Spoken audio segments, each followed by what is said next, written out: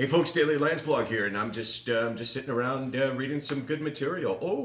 It's the latest edition of The Forest Hill, and the new Stigma is out. Let's see now.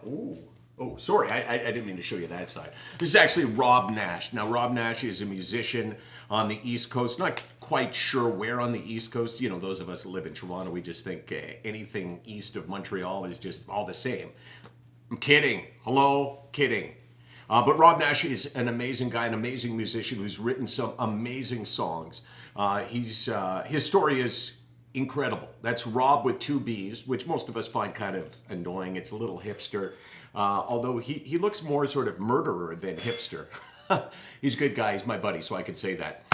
So the Daily Landsblog, we were talking yesterday, or at least I was talking yesterday, about the meeting with the family doctor and how I get really concerned about people who go to their family doctors because, there's many amazing family doctors. So this isn't a knock on all family doctors. And in fact, it really, more than anything, is not a knock on the doctors themselves, but just their lack of understanding because they practice, medicine at large. They're not just focusing on this thing. They've got, all of you to worry about. But here's the concern. Hey, doc. This conversation. I'm really struggling right now. I think I'm really severely depressed. And the doc says, "Oh, okay. Well, let's talk about that."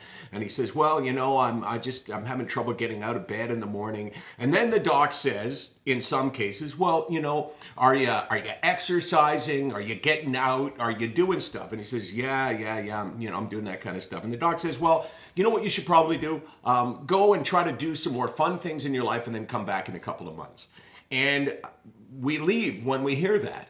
But what I'm begging for you to do is put the pressure on your doctor for the treatment that you believe that you need, that you warrant, that you have coming to you. So when a doctor minimizes what you're doing, perhaps just through ignorance, perhaps you haven't really explained it well, you need to look that doctor in the eye and say, "Doc, I am in crisis right now. This is not a minor illness. This is a critical illness. Please treat it like this. I'm barely surviving."